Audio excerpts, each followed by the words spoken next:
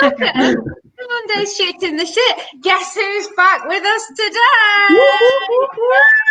We're back with the Shit in the Shit dream team. We've had 4 whole weeks of other contributors and a bank holiday, so 5 weeks. And we think that's ample time for Hannah to have off. And basically now she's back. And to celebrate Hannah being back, we are talking about maternity leave.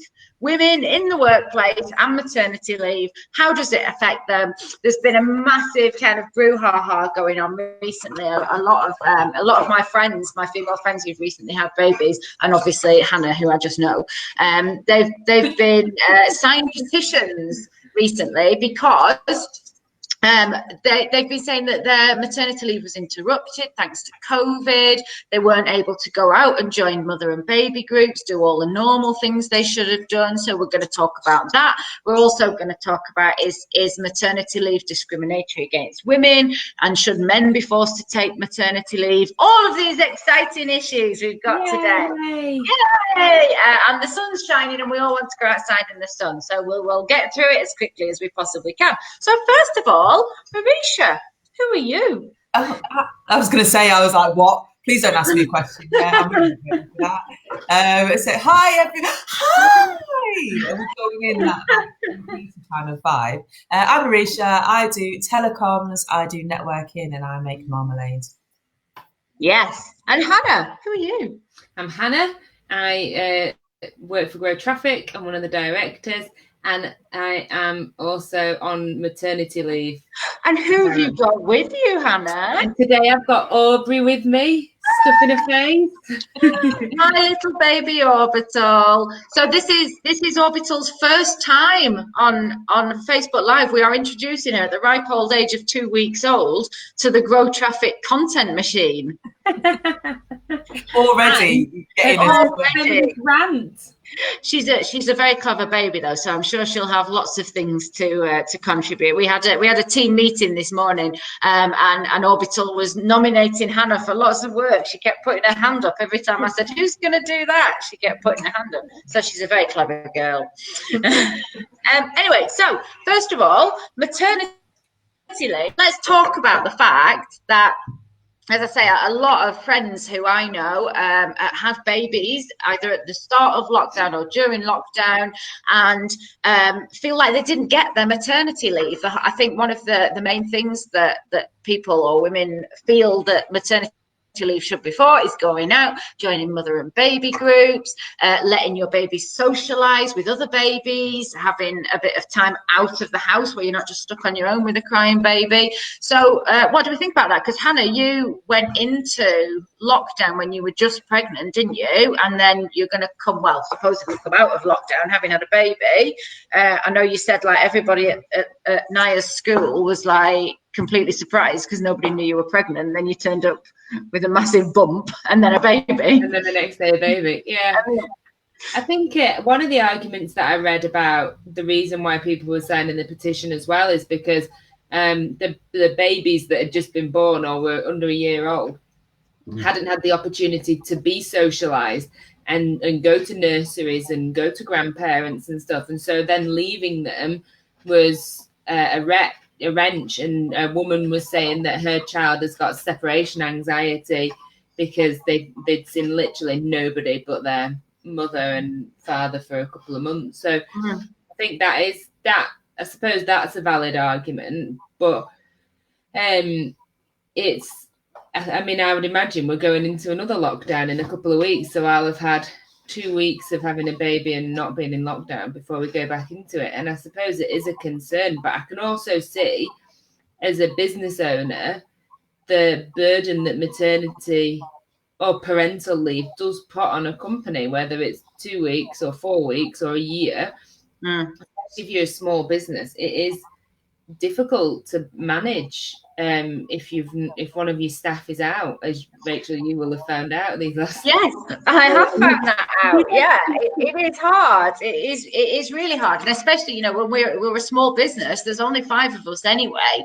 When we lose one member of the team, that has a massive impact. And of course, it's come at a time when businesses are struggling anyway because our client load has been reduced. I mean, we are one of the luckier businesses, but I know some businesses whose clients have just fallen away. They can't operate their business ordinarily anyway. So, we've got reduced income, and at the same time, you've then got the pressure of having to pay your staff.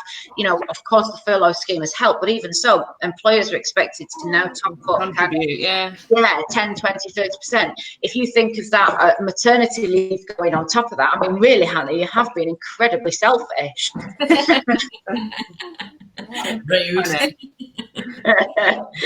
Like for me, and I'm not one to support a Tory government or say anything, in defence of them, but from a kind of public coffers kind of perspective, they've just paid out like 350 billion in or something, 35 billion in what do you call it, furlough money.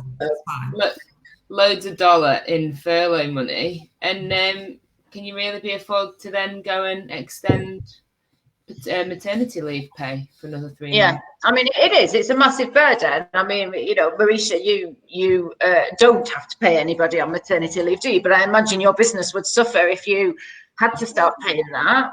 It would, yeah. I mean, I think there's that, and like you say, I think we obviously focus on smaller businesses because that's what we're into, but any person that's not, has a role in a business that is taken out of that role for X amount of time leaves a gap.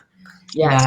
And they, other people within the team, whatever, have to pick up on that workload. So I think, even from that perspective, it has an impact on a business, big or small. It might be that it's less noticeable, I guess, in a big business, but it's still noticeable to the people that are, directly connected to that person.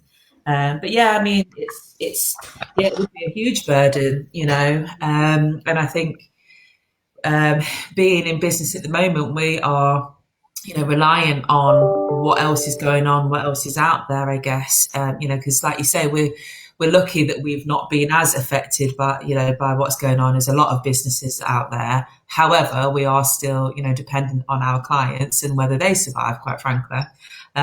So there's a whole load of, things that are going on really that kind of, impact on what's going on in a business. It's hard. It is hard, and I can see this from both sides of the argument. I can see it from the side of being a small business owner and thinking like, shit, you've just had 6 months off, and now you want an extra 3 months to extend your maternity leave. Like, I get how that is not going to appear like a very realistic thing for a small to medium employer, but by the same token, I can completely see the other side of the argument where I think it's probably harder for first-time mums because when I think back to when Leon was a baby, that socializing element is so important. If me and my friend hadn't been able to go to the pub every day for a carvery lunch, I don't know how the hell I would have survived. Because you need to get out of the house and you need to talk to other adults, and whether that be a mum and baby group or however you choose to spend your maternity leave, you do need that. And as Hannah said, babies need that. Babies need the socializing element. So I completely see it from both sides. But what this leads us on to is a lot of young people who've had babies now, or old people who've had babies, anybody who's had babies, they might have been furloughed whilst they were having the baby, but also their partners might have been furloughed whilst they were having the baby, which means actually they have had 2, 3, 4 months at home with both mum and dad. What difference do we think that's going to have made? Well, that's the Swedish model, isn't it? Where both parents get time off, to like more time than 2 weeks to bond with the baby. And they do that because studies show that those children grow up to be, better, stronger, whatever, more well-adjusted, all that sort of stuff. And I can understand that. Dave's just gone back. Today is his first day back at work. And all right, he's working from home, but he's shut in the dining room and we are not. And it's 2 weeks is not a lot of time, really, for them to bond with the child. It's pretty unfair. Well, 2 weeks, 2 weeks of paternity leave, when you think of that's the statutory thing that men get, it's absolutely nothing. And I mean, I had the first week, both Leon and I were in intensive care. The second week, we were back down on the normal ward, but they didn't let us home. So they let us home on the Friday, and Sally was back at work full time on the Monday. So we had no time. I had no time at home to get into a routine. I had no time to figure out what the hell I was doing. That, 2 weeks, as you say, to be a new mum on your own, it's really bloody tough. And I think, I think 2 weeks is abysmal to give fathers that length of time. It's no time. Yeah, definitely. I mean, you've not even recovered from birth, have you? From labour, No. 2 weeks, and especially if you've had a cesarean, I can imagine it's very difficult to carry on your own. And so now they've got this new thing, haven't they, where they say that you can split paternity/maternity leave now, can't you? Apparently, as if the woman can take like the first 4 months, and then the man can take a few months after that. That's been available for donkey's years, and the principle behind that is that you're gonna avoid all of the discrimination things, which we're going to come on to in a minute. But the reality of that is that men aren't taking it. So, and as well, aren't there, of the mother's looked after the baby for the first few months, and then all of a sudden you're effectively completely swapping the caregiver for the next 3 months. That's a massive wrench, both for mum and dad and baby, isn't it? Yeah, I think there's a couple of issues there as well. Like, firstly, the gender pay gap means that the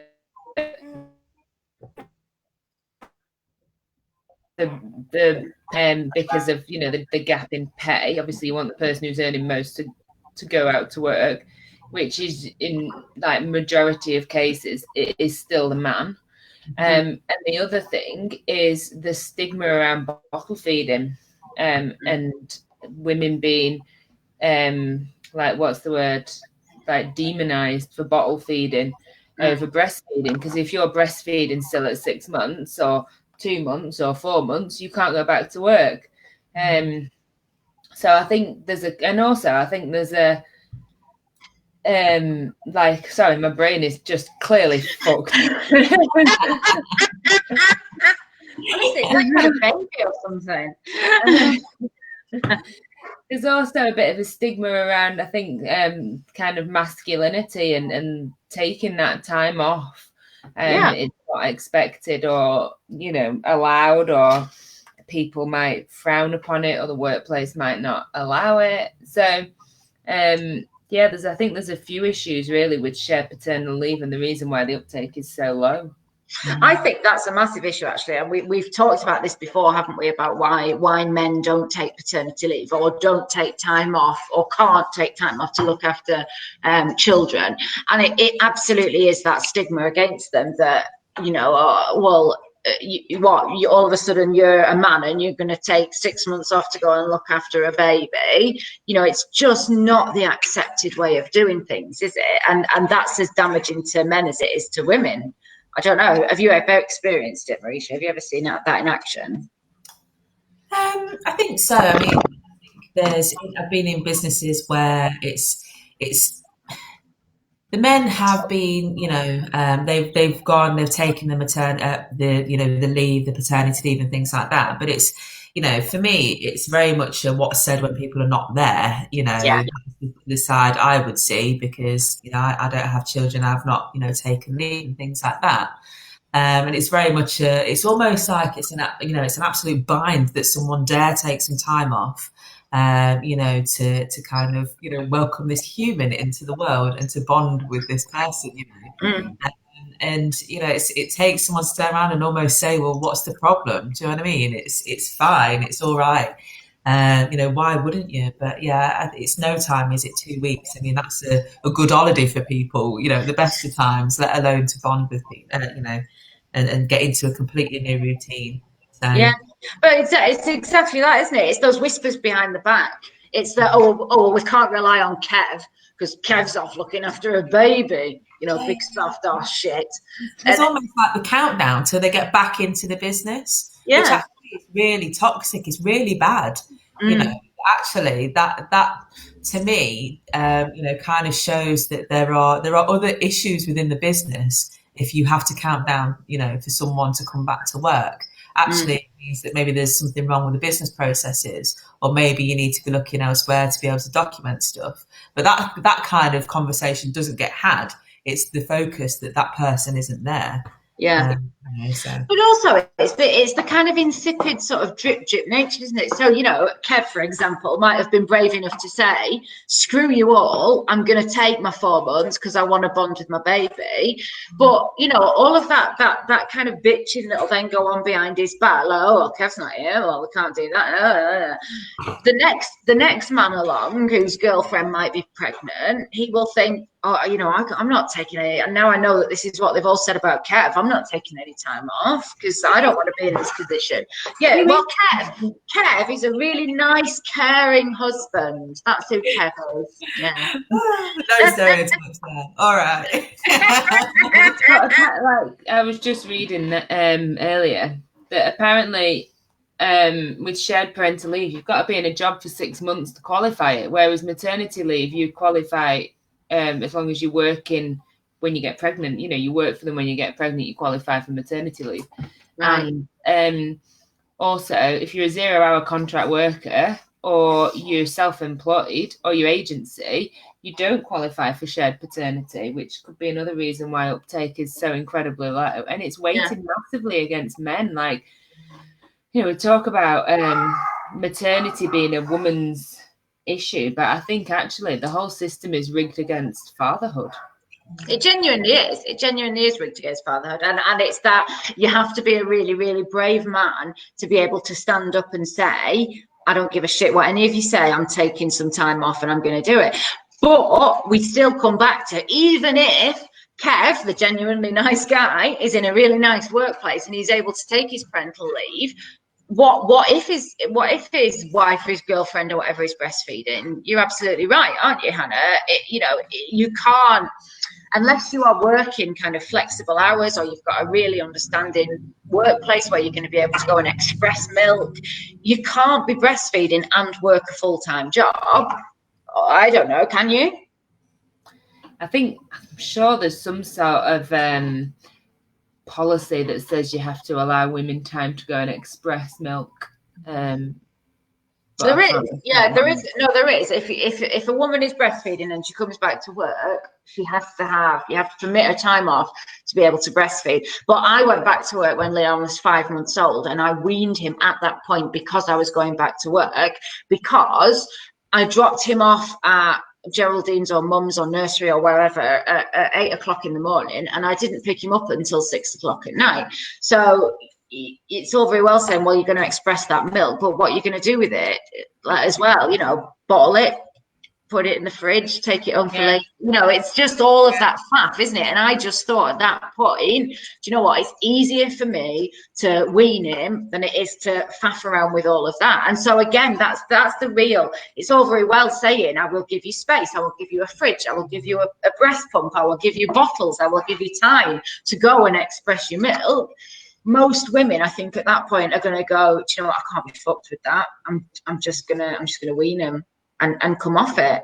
I don't know. Just stay on maternity, yeah. Or stay on maternity leave, yeah, exactly, yeah.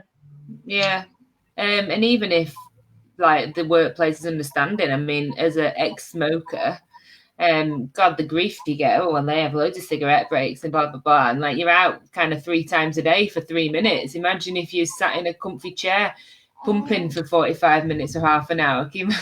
Yes, exactly. Yeah, I mean, it is exactly. It's a very dissimilar discrimination to, I think Muslims face when they get time to go and pray, isn't it? That resentment comes in of, well, they're not doing the job, they're not working. If they're sat in the restroom, yeah, like you say, for 45 minutes pumping. Pumping. Pumping away. So, anyway, talking about discrimination then, and Marisha, you made a very good point that discrimination against women on maternity leave begins before they even get pregnant, don't they? So tell us about that, Marisha. Tell us about that excellent point. That's my experience of it. It's I've mainly worked in small businesses, like recently, as in, not my first job or whatever. And actually, that conversation started before someone even, got pregnant, about maternity and about time off and about, being of a childbearing age and what would happen if, and all of that kind of stuff. And it's really weird, really, that, and it did surprise me, that was even part of a conversation. Okay, it may well be that it was because it was a smaller business and therefore, perceived that the impact was greater. But actually, to almost, without saying it out loud, a case of, oh, I don't want to hire this person because they might get pregnant, or, I don't want to, deal with this, I want someone that's older, that's past that point, I get, there's so much, wrong with everything that I'm saying now. I get that, but that was it. It was there, and that was part of the conversation. Well, that's the thing, isn't it? Yeah, we have to be honest about it, because although it is illegal to say those things, and it's illegal to ask a woman, are you planning on having any children? That is what employers think. They will think that, if she goes on maternity leave, this is going to cost her shitting a lot of money, so I'll employ somebody else. And on the flip side, I will say, that there are people that will do that as well. They will almost join a business or join, the NHS, for example. Oh, I'll get a job there because it doesn't matter, and I'll get what I need when I need it. There are people that have that attitude, on the flip side of that as well. So. Yeah, absolutely there are. Yeah, it's harder. We've had a comment actually from our cousin Kareem. Hi Kareem, who's in America. He's watching. His son and daughter-in-law, have just had a baby, and he said his wife has more or less had to quit her job in order to look after the baby, because they're working as doctors, and maternity leave and paternity leave are really struggling. And that is actually, again, that's a really good point that I think we should touch on, is the role of grandparents. Yeah. So I could not have raised Leon. As I say, I went back to full-time work when Leon was 5 months old because I got offered a promotion. So I went back and did it. I couldn't have done that without my mum and my mother-in-law, who did a massive amount of the childcare, because Leon only got, at that age, they don't get any free nursery places. And I think he was in like part-time nursery. So they had to take up the bulk of the childcare, because there was just no way that Dally would have been able to do it. And financially speaking, we absolutely needed us both to be working, which is another point I want us to come on into a minute. So yeah, the role of grandparents are massively important, aren't they? It's hugely undervalued by society. And again, then there's that expectation that the grandparents need to take care of the baby, so they drop out of the workplace. So we're then losing all of that experience and that knowledge from the workplace, again. And I think it is a kind of Western societal thing, because we don't live in extended family households, and people are expected to work a lot older. Like when I suppose our nan hadn't gone back to work really, but after she'd finished work after having children, so she was on hand. But all Naya's grandparents work because you just work longer, and people have children. People have children earlier and later and stuff, and so the grandparents are also working. I don't fucking know. Pretty vague. If we ever needed like a warning of how, this is what happens to women when they have a baby, let's watch Shooting the Shit from like 5 weeks ago when Hannah was talking about WAP. And now she's just sat there going, I don't know. I think she has some grandparents, but I can't remember their names. Oh, sorry. Oh, yeah. Oh, so, okay, bring it in here. We've now had a comment from Joanne. So, hi, Joanne, because Joanne's on here. And she says that somebody asked her when she came back off holiday if she was pregnant. She's never worn that top again. But she said,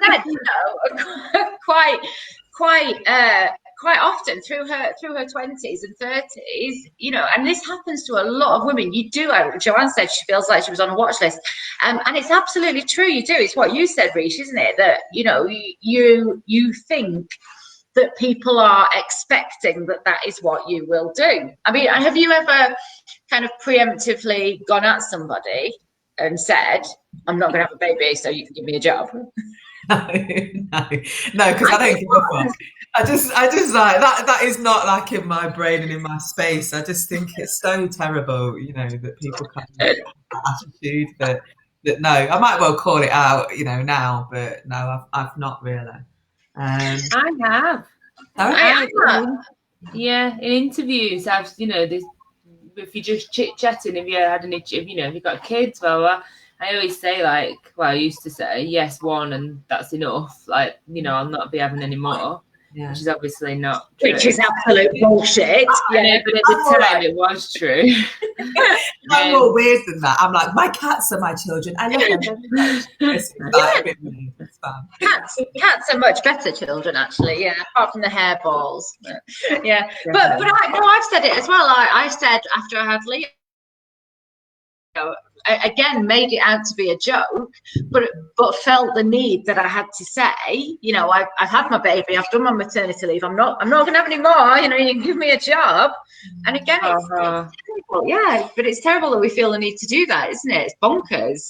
Yeah, it's insane. So anyway, because time is marching on, let's talk about money, because women get you go on maternity leave, you get supposedly, what do we do? Are we allowed up to a year now? Is it 6 months and then it drops down to 9 months and then you can take 3 months unpaid? Go on, HR professional, tell us. No, it's like 6 weeks at 90% of your salary.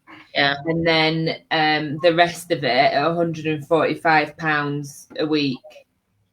And what's the rest of it? How long are you allowed to take? Up to a year? Up to a year. So a year in total. So the rest of it will be like 44 weeks or whatever. Yeah.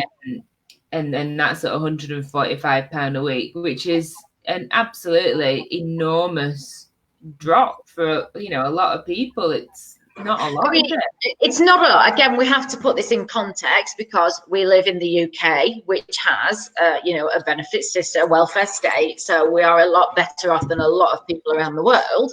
But still, that is a huge drop in income. And I remember, again, when I was, because of the way that that my maternity leave fell and what my wages were on my last month of maternity leave, I earned £200 for the entire month, which is just not enough to live on. Dali's nana and granddad used to make us up these food parcels, and at the beginning I was like, don't need food parcels, thank you. And by month 5 I was like, oh, thank you, let's take that food parcel. Good cornflakes and soup, lovely.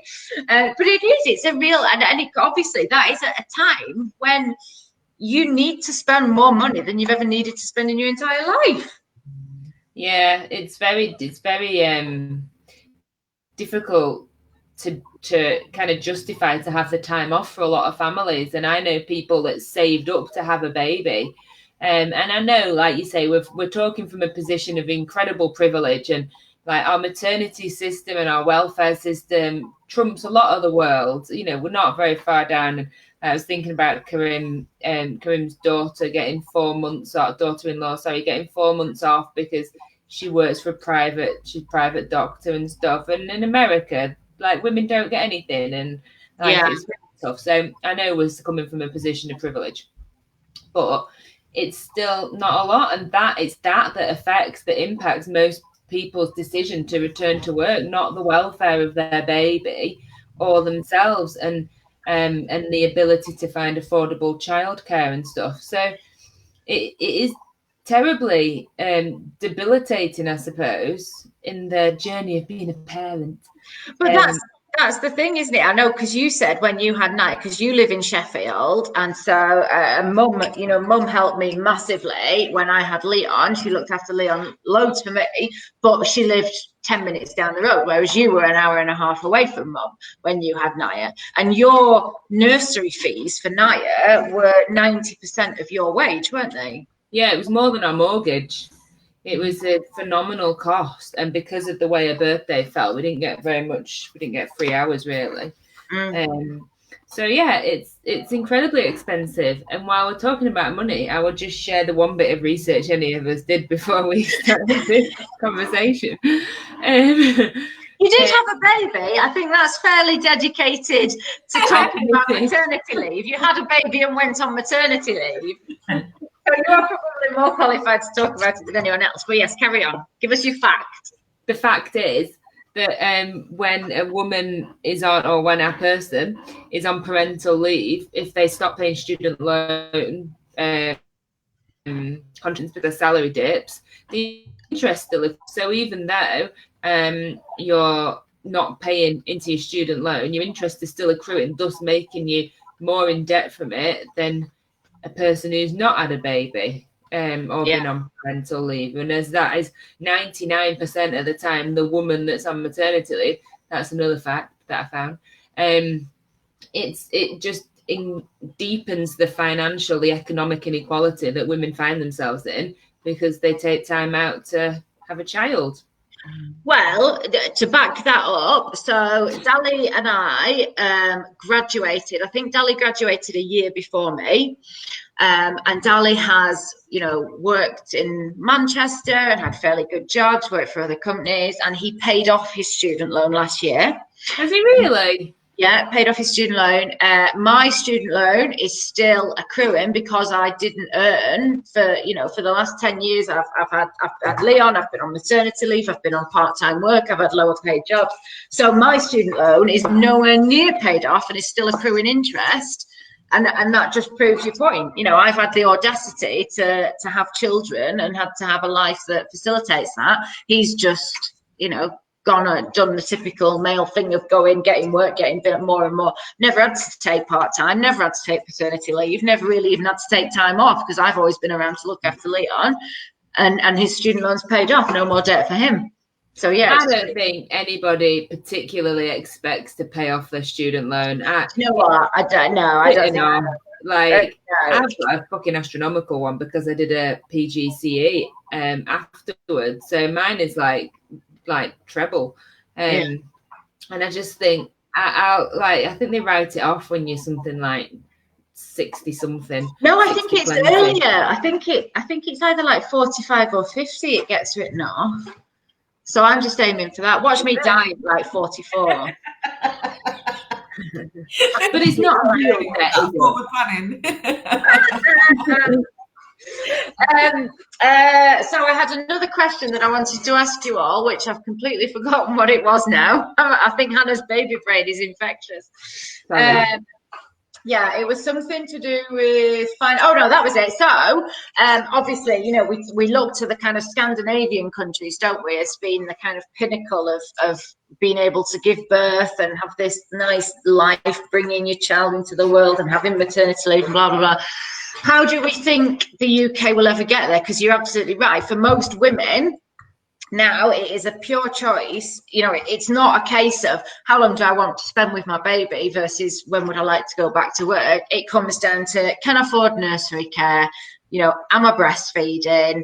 Can we afford to eat? And those are what the decisions are being based on. Do you think the UK will ever get to a point where we will allow women to take the maternity leave they want to? Rish, I'm asking you this one. Wow.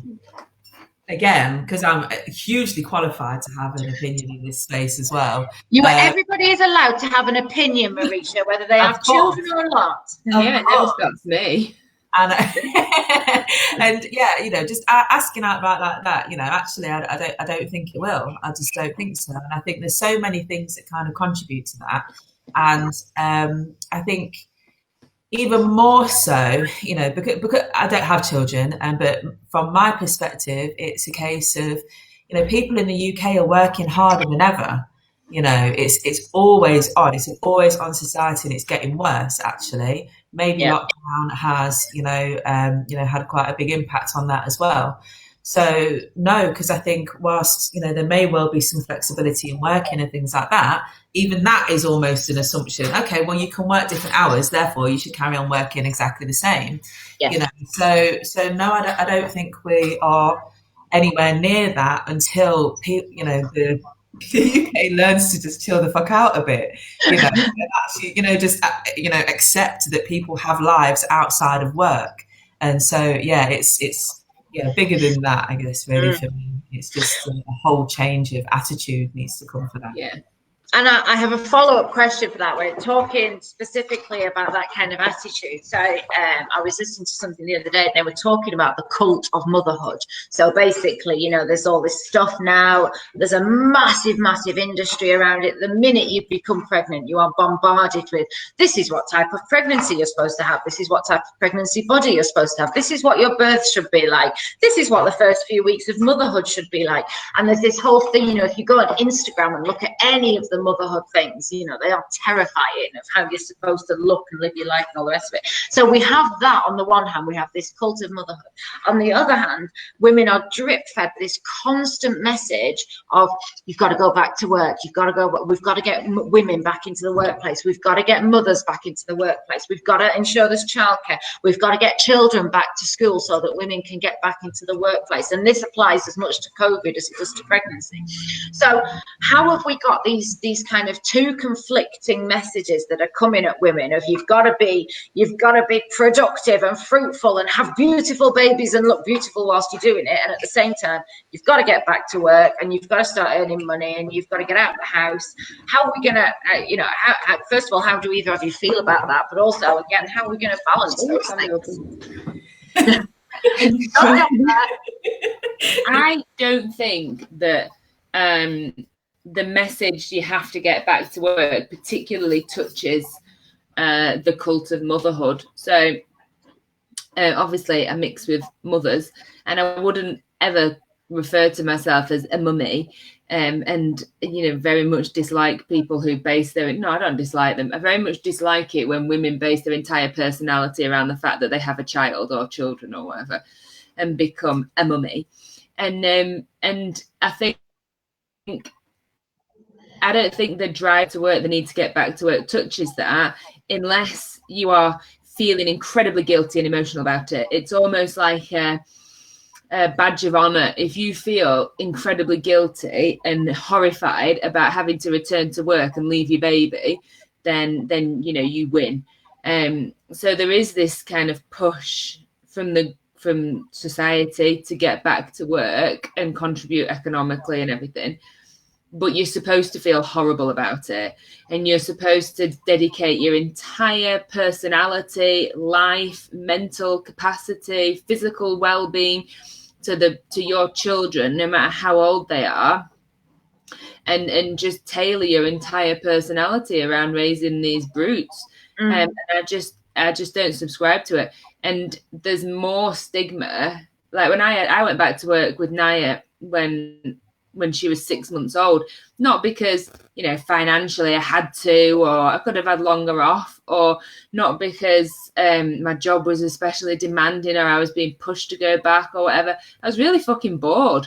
It's really boring being on maternity leave, and I've been doing bits and bats with Grow Traffic and stuff just because, you know, I love my children, but that's not all that I am. Yeah. And I love work. Yeah. And I do think when you know, and a lot of people do this, and I understand why a lot of women do this, but you see, they're like, oh, you know, describe yourself, and they're like, oh, mum to I'm a mummy. Boys. Yeah. And you're like, well, are you not something to yourself before you are something to somebody else? But anyway, I mean, we could do a whole nother series on the cult of motherhood, couldn't we? But I do think, you know, still, it does. I do wonder if we haven't putting that kind of thing to one side, if we're not devaluing motherhood because we have this constant emphasis on, you want to go back to work. I wanted to go back to work. I did. I didn't want to spend months and months off at home, but some women do, and some women want to have that time, and some women really want to be mothers, and that is the first thing about them, and that is how they define themselves, and society at the moment doesn't seem to allow them to do that. We have this constant push to get women back into the workplace. I don't know, Rish, what do you think? I think there's this, you can't do right for doing wrong, can you? Or whatever the phrase is, I can't think. But I think it doesn't matter what you want to be or where you want to be as a woman, what you want to feel, how you want to feel. There's always something somewhere that's kind of got an opposite opinion, or something that's trying to affect that in some way, shape or form. So it's you can't win. No, I think that's just being a woman in general, isn't it? That's what I mean. Yeah, it's across the board, isn't it? Really. So it is, and we are running out of time, and you are absolutely right, Rish. That is the constant. In fact, that's the one thing that we constantly talk about and constantly keep coming back to on this session, isn't it? That is, we can't do right for doing wrong as women, and we are pushed and pulled in all directions. But I do think in this maternity leave debate that we run the risk of excluding fathers and stopping talking about paternity leave. And I do think it is important that we do that, because until we get equality between the sexes of who's looking after the children and who's in the workplace, nothing is ever going to change. That's at the fundamental heart of it. I would just like to finish. So Karim, again, from our cousin from America, has pointed out that, he said that the stalwart who was foremost in helping that path along motherhood, workplace, accommodations, pursuit of upward mobility, has just passed away, and I do not see anyone stepping into that role immediately. So, I presume he's talking about Ruth Bader Ginsburg. RBG, big up RBG. Yeah, bless her, died. So, but you're absolutely right. Society needs these strong women in these positions of power, showing that you can be a mother, and you can fight for women's rights, and you can be at the top of the system, and it's doable. And it's only by seeing that other women are able to, you have to, what's the phrase? You have to see it to be it, or something. That other women. So I hope I hope somebody will step into Ruth Bader Ginsburg's shoes and continue fighting the good fight and get more women and more mothers into the workplace. But equally, if you don't want to work and you want to stay at home and look after your baby, then that's fine. And I hope do it. And I hope society works out better to enable women to do that, basically. I read a lovely quote when I was reading Ruth Bader Ginsburg's obituary the other day, that said she struck out. It's like she said, I struck out on 3 counts. I was Jewish, I was a woman, and I was a mother. And was talking about trying to get a job as a lawyer.